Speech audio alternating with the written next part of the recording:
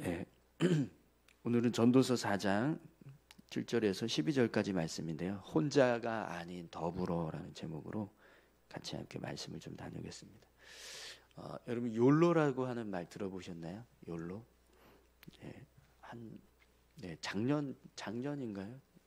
재작년인가 이렇게 한참 유행했던 그런 말인데, 이 욜로가 영어로 You Only Live One이라는 이제 문장에서 이제 앞 글자만 따서 욜로 이렇게 이제 부르는 그런 어떤 삶의 태도인데요. 인생은 한 번뿐이다 이런 말에서 왔습니다.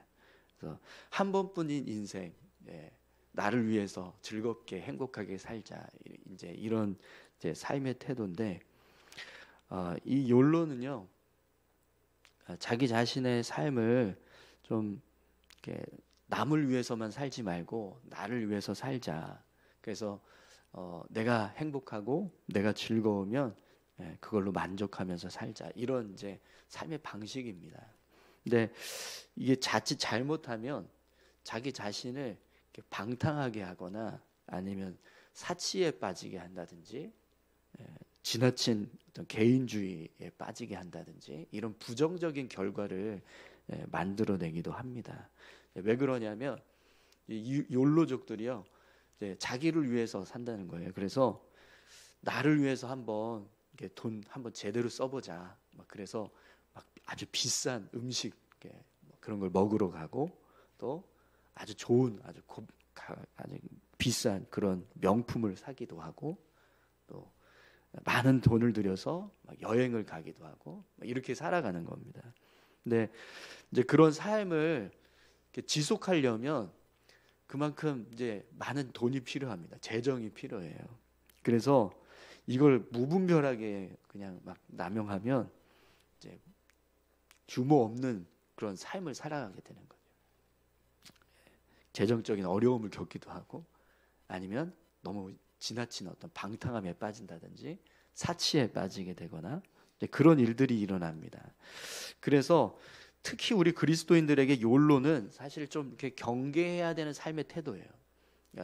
하나뿐인 인생, 나를 위해서 내가 행복하게 나를 즐겁게 하자, 이렇게 삶을 살아가는 것이 사실 우리 그리스도인들에게는 세상적인 어떤 즐거움을 좀 이렇게 멀리하고 하나님께서 주시는 은혜를 사모하면서 살아가야 한다, 이렇게 이야기하는데, 이 욜로는 반대거든요. 내가 이 하나밖에 없는 인생인데 즐겁게 행복하게 살아야지 하면서 세상에서 주는 즐거움, 세상에서 주는 행복, 이걸 이렇게 탐하고 이렇게 소망하는 그런 삶을 살아가게 되거든요. 그래서 우리 그리스도인들에게 욜로는 좀 이렇게 멀리해야 되는 그런 삶의 태도입니다.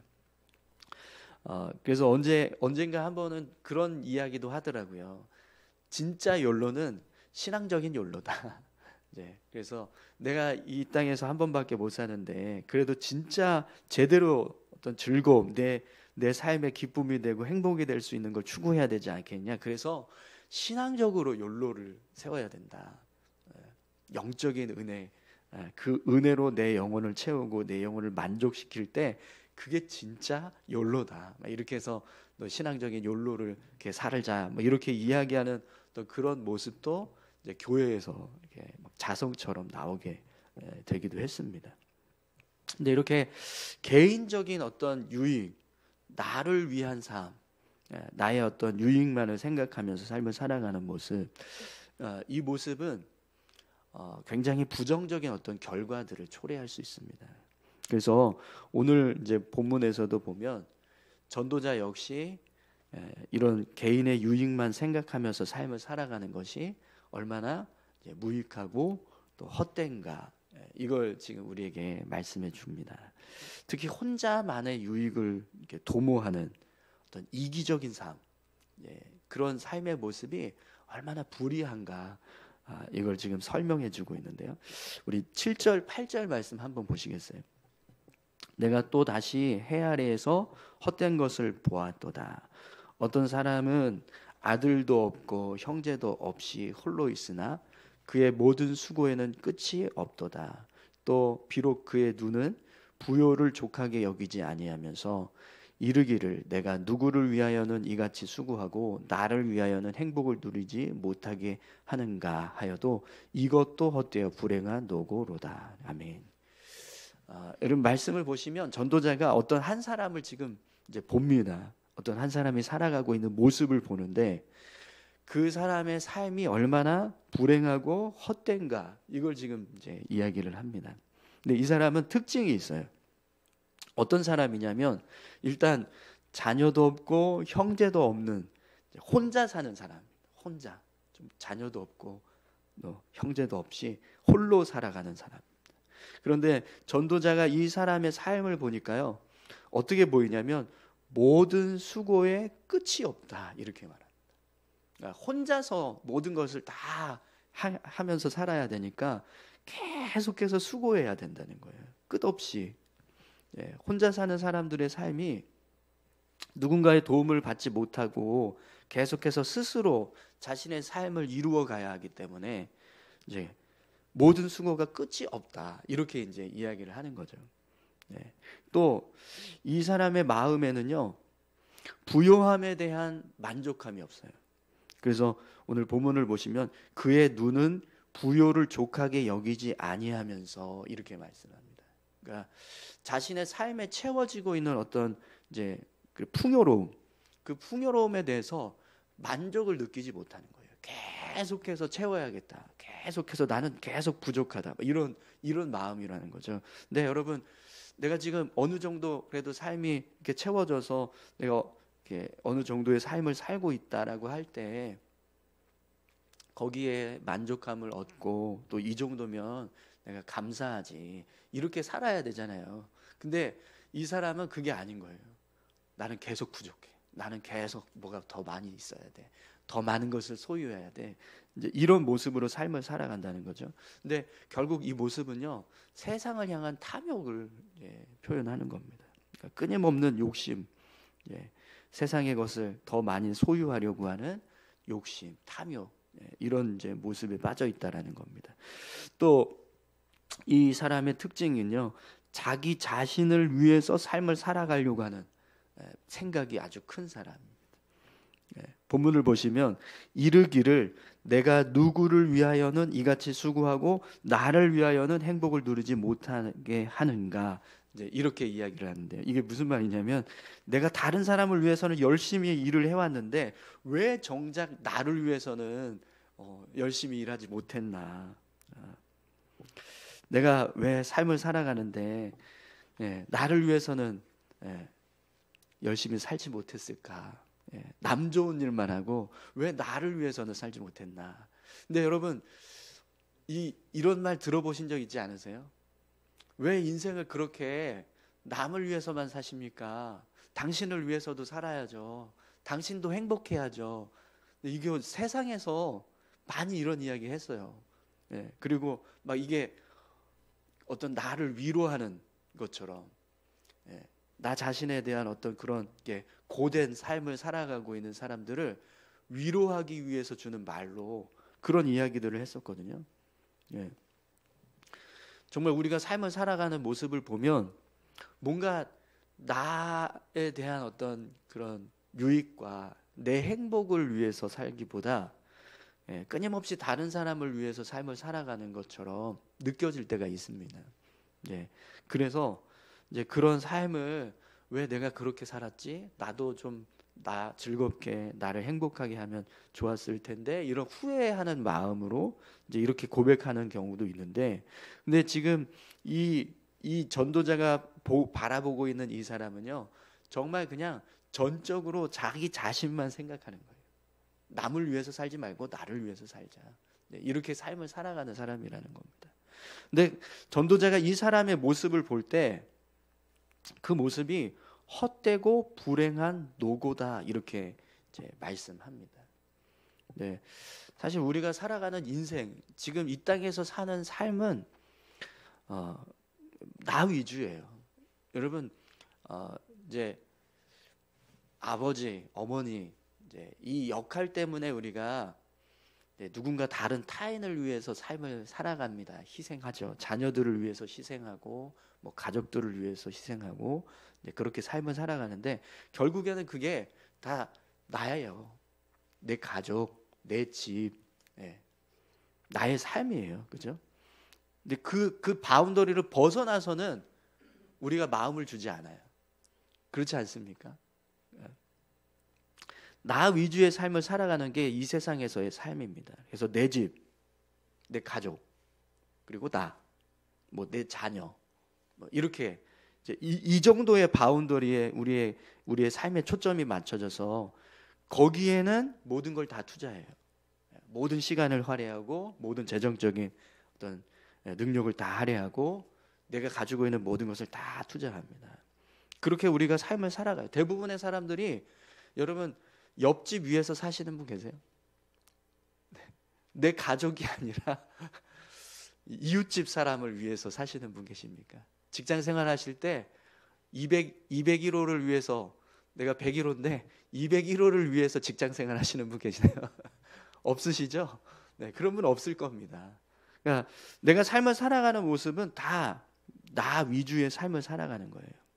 우리 가정, 우리 자녀, 우리 가족들, 우리를 위해서 삶을 살아가는데 그게 사실은 나를 위한 삶인 거죠. 근데 이게 점점 어떻게 가냐면 요즘 젊은 세대들을 보면 내 집, 나는 있는데 내 가족, 내 자녀는 없어지고 있어요. 점점 정말 나만을 위한 삶을 살아가는 모습으로 바뀌어가는 것을 보게 됩니다. 그런데 여러분 전도자가 그렇게 개인적인 삶을 추구하는 것이 얼마나 헛되고 불의한 모습인가 그걸 오늘 이제 본문을 통해서 우리에게 이제 잘 설명해 주고 있습니다. 우선 이게 어떤 모습인가 여러분 9절 10절을 한번 보시겠어요? 두 사람이 한 사람보다 나음은 그들이 수고함으로 좋은 상을 얻을 것임이라. 혹시 그들이 넘어지면 하나가 그 동물을 붙들어 일으키려니와 홀로 있어 넘어지고 붙들어 일으킬 자가 없는 자에게는 화가 있으리라. 아멘. 두 사람이 한 사람보다 낫다. 그들이 수고함으로 좋은 상을 얻을 것이다. 한 사람이 일하는 것보다 두 사람이 일하면 훨씬 더 큰 힘을 발휘할 수 있습니다. 우리 말에도 보면 백지장도 맞들면 낫다 이런 말 하잖아요. 그러니까 아주 작은 일이라도 서로 협력하면서 그렇게 일하면 훨씬 쉽게 일할 수 있다라는 거예요. 또 혹시 그들이 넘어지면 하나는 그 동물을 붙들어 일으키려니와 홀로 넘어지면 붙들어서 일으킬 자가 없다 이렇게 말씀합니다. 그러니까 두 사람이 같이 걸어가요. 그러면 한 사람이 넘어졌을 때 다른 사람이 그 넘어진 사람을 일으켜 줄 수 있잖아요. 근데 혼자 걸어가면 넘어지면 어떻게 해야 돼요? 자기가 스스로 일어나야 돼요. 근데 그 모습이 얼마나 이게 무익한가, 얼마나 부족한 모습이 되는가, 이걸 지금 전도자가 설명을 해주고 있는 거죠. 여러분 분명 전도자가 말하는 것처럼 혼자서 삶을 살아가는 것보다 두 사람이 함께 살아가는 것, 다른 사람들과 함께 삶을 살아가는 것이 훨씬 더 능력 있고 힘이 되는 줄 믿습니다. 네, 혼자서 삶을 살아가는 것이 얼마나 무익한가. 또 11절 12절 말씀도 한번 보시겠어요? 또 두 사람이 함께 누우면 따뜻하거니와 한 사람이면 어찌 따뜻하랴. 한 사람이면 패하겠거니와 두 사람이면 맞설 수 있나니 세 겹줄은 쉽게 끊어지지 아니하느니라. 아멘. 너무 적절한 표현 아닌가요? 그죠? 두 사람이 함께 누우면 서로 따뜻함을 이 온기 때문에 체온 때문에 서로 따뜻하게 해주는 거죠. 근데 혼자 눕는 사람은요 그게 없어요. 혼자 데펴야 돼요. 혼자. 네. 예전에 어느 옛날 그 아주 유명한 선교사분이 히말라야 산맥을 같이 이렇게 넘어가는데 세 사람이 가는 거예요. 근데 한 사람이 이게 낙오가 됐어요. 그래서 이 한 사람을 어떻게 할 거냐, 두고 갈 거냐, 아니면 데리고 갈 거냐, 이제 두 선교사가 싸우는 거예요. 이 사람 그냥 놔두고 가자. 한 사람은 아니다, 이 사람도 데리고 가야 된다. 그래서 한 사람은 그럼 나 혼자 간다. 그리고 혼자 히말라야 산맥을 넘어가고, 한 사람은 끝까지 그 낙오한 사람을 업고 그리고 넘어가는 거예요. 근데 나중에 한참 가다 보니까 혼자 갔던 사람은 얼어서 죽었어요. 근데 둘이 같이 간 사람은 등에 업고 가니까 서로의 체온 때문에 계속 그 온기를 유지하면서 결국에는 히말라야 산맥을 넘어갔더라. 이런 이제 이런 이야기 들어보신 적 있으십니까? 네, 예전에 그런 이야기 어느 선교사님이 그렇게 해서 자기가 이렇게 생명을 얻었다, 이런 이야기 들었던 것 같은데요. 네, 혼자 사는 사람의 모습, 이게 이렇게 연약하다라는 거예요. 네. 또 한 사람이 싸우면 쉽게 패할 수 있습니다. 하지만 두 사람이 같이 협력하면 쉽게 지지 않아요. 네. 한 겹줄은 쉽게 끊어지지만 세 겹줄은 쉽게 끊어지지 않는다. 너무 적절한 표현 아닐까요? 그죠? 네. 여러분, 분명 혼자 삶을 살아가는 거, 혼자만의 삶, 혼자만의 유익을 추구하는 삶, 이것이 얼마나 무익하고 헛된가, 오늘 전도자의 말씀을 통해서 너무나 잘 이해할 수 있습니다. 그러면 여러분, 왜 전도자가 이런 말을 할까요? 혼자만의 유익을 도모하고 혼자만의 삶을 살아가는 것이 이렇게 헛되고 무익하다면 우리가 어떻게 삶을 살아가는 것이 유익한가, 복된가, 그걸 우리에게 지금 말씀하기 위해서인데요. 여러분, 하나님은요, 인간이 독처하는 것을 좋게 보시지 않았어요. 아담이 홀로 있으니까 그 모습을 보고 좋아 보이지 않는다. 그래서 돕는 배필인 하와를 만들어 주셨잖아요. 남자와 여자를 한 몸으로 이루게 하셔서 가정을 이루고 생육하고 번성하라, 이렇게 하나님이 축복하셨단 말이죠. 우리 인간은요, 혼자 사는 게 아니라 더불어 살아야 된다는 거예요. 하나님께서 우리를 창조하실 때 그 창조의 원리가 이미 혼자만의 삶을 살지 말고 더불어 살아라, 함께 살아라, 이렇게 우리를 만드셨다라는 겁니다.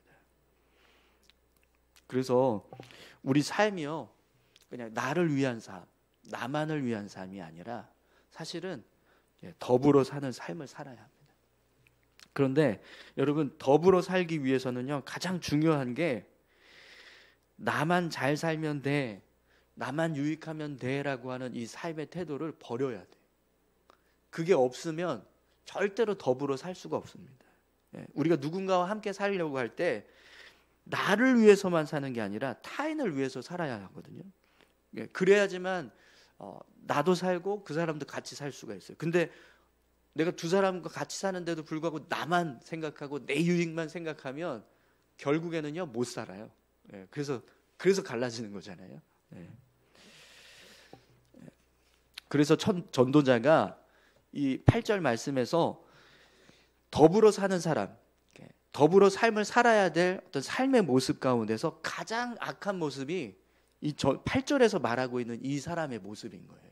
이 한 사람, 이 사람 형제도 없고 자녀도 없이 오로지 자기 자신을 위해서만 삶을 살고 있는, 늘 자기만의 어떤 만족을 추구하고 끊임없이 나를 위해서만 살려고 하는 이 모습이야말로 더불어 사는 삶에서는 가장 악한 모습이고 가장 불행한 모습이라는 거죠. 그래서 그 모습을 불행한 노고로다, 이렇게 말씀하고 있는 겁니다. 사랑하는 성도 여러분, 오늘 저와 여러분들이 혼자만 잘 사는 게 아니라 더불어 잘 사는, 모두 잘 살게 하는 그런 삶을 살아가실 수 있기를 축원합니다.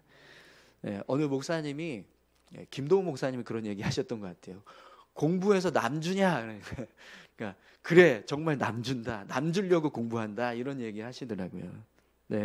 열심히 공부해서 정말 좋은 어떤 그런 영향을 가지고 인생을 살아서 다른 사람들까지 더 잘 살게 하는, 그렇게 사는 것이 하나님이 기뻐하시는 모습이다, 그런 이야기를 하시는데요. 요한복음 13장 34절에서 35절에 우리가 너무나 잘 알고 있는 말씀입니다. 예수님께서 이렇게 우리에게 말씀하셨어요. 새 계명을 너희에게 주노니 서로 사랑하라. 내가 너희를 사랑한 것 같이 너희도 서로 사랑하라. 너희가 서로 사랑하면 이로써 모든 사람이 너희가 내 제자인 줄 알리라. 아멘. 하나님은 그리스도인 된 우리가 서로 사랑하고 서로 협력하면서 삶을 살아가는 걸 원하신다는 겁니다. 갈라디아서 6장 2절에도 보면 이렇게 말씀합니다. 너희가 짐을 서로 지라. 그리하여 그리스도의 법을 성취하라. 아멘. 그리스도인의 삶은요, 서로 짐을 져주는 거예요. 근데 그렇게 살면 그게 그리스도의 법을 성취하는 삶이다, 이렇게 말씀합니다. 지난 수요일 날도 우리가 야고보서 1장 27절 말씀 같이 함께 나눴지만, 고아와 가부를 그 환난 중에 돌보고 또 자기를 지켜 세속에 물들지 않게 하는 것이 경건이다, 이렇게 말씀하는 것을 우리가 보았습니다. 오늘 제가 아침에 일어나서 항상 이렇게 오늘 말씀은 뭔가 하고 이렇게 딱 봤는데, 오늘 말씀이 이런 말씀이에요. 잠언 27장 17절인데, 철이 철을 날카롭게 하는 것 같이 사람이 그 친구의 얼굴을 빛나게 하느니라. 네. 이 말씀이 딱 오늘 저에게 주신 말씀이더라고요. 그래서 오늘 설교하고 너무 똑같네. 네. 여러분, 칼은요, 칼로 이렇게 하면 훨씬 날카로워지는 거 아시죠? 그래서 정육점에서 쇠막대기에다 칼을 막 비비잖아요. 네. 그것처럼 사람도요, 또 다른 사람과 함께 더불어서 살 때 빛이 나는 거예요. 네. 우리 그리스도인들의 삶은요, 이렇게 더불어 사는 삶을 살아가라고 하나님께서 말씀하십니다. 하나님을 믿는 믿음의 사람이라면 그냥 혼자만 잘 먹고 잘 사는 것이 아니라 다른 사람들도 먹일 수 있고 다른 사람들도 잘 살게 할 수 있는 그런 모습이 우리 안에 있어야 한다는 겁니다. 그래서 구약에서도 보면 하나님께서 화목제를 드리라고 말씀하세요.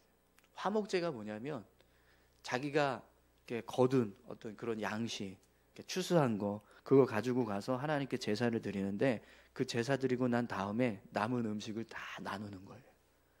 고아와 가부도 나누고 레위 지파 사람들도 나누고 제사장들과도 나누고 뭐 이렇게 나누면서 살라는 거죠. 네. 오늘 저와 여러분들의 삶이 정말 그냥 혼자만 잘 먹고 잘 사는 삶이 아니라 더불어서 잘 먹고 잘 살기 위해서 힘쓰는 그런 믿음의 삶이 되시기를 축원합니다. 우리 같이 함께 기도하시겠습니다.